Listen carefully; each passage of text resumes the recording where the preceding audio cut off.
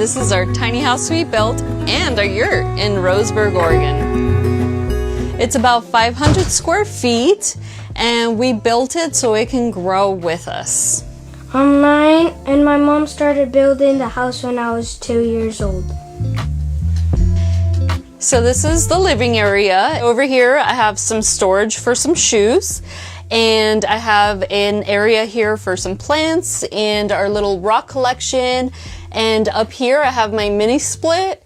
That way I can have some heating and cooling at any season. I also have these two south-facing windows for some light. That way we can get a little bit of warmth during the winter. This couch I located off of Craigslist. It has a middle section that can come off. I took it out because we like snuggling and we can't really snuggle over this. So on this side of the living room is our gaming station. We have my computer chair here and we also have some more storage underneath for shoes. And the TV is mounted on the wall, so it's really easy to move or bring around if we need to. So over here is our eating area and I built it for me and Apollo to sit and eat and also to grow more plants because I can't have enough. So on this side of the house is the kitchen and I built it so it can have a flow starting from the fridge. Food comes out and I can prep it and then to the stove and then straight to our dinner table.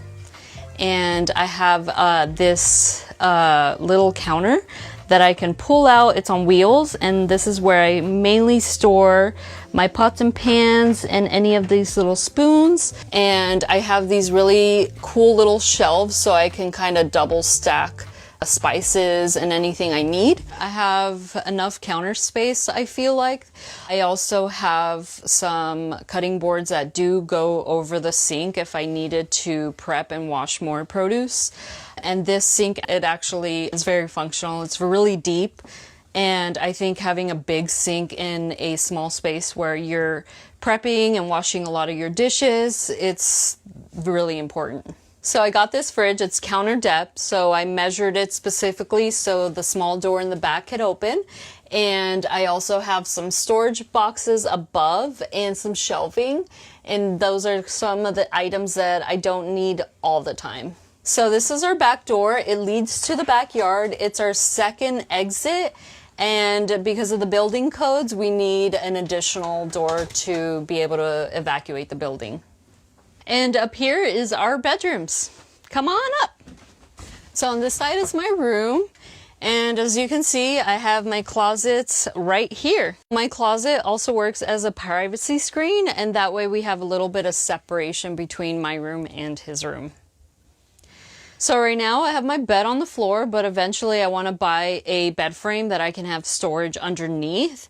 And right now it just kind of works out where I have my baskets to the left. I have two windows on both sides. That way we can have some cross breeze in the summertime and allow for some ventilation. This is my bedroom. This is where my clothes are.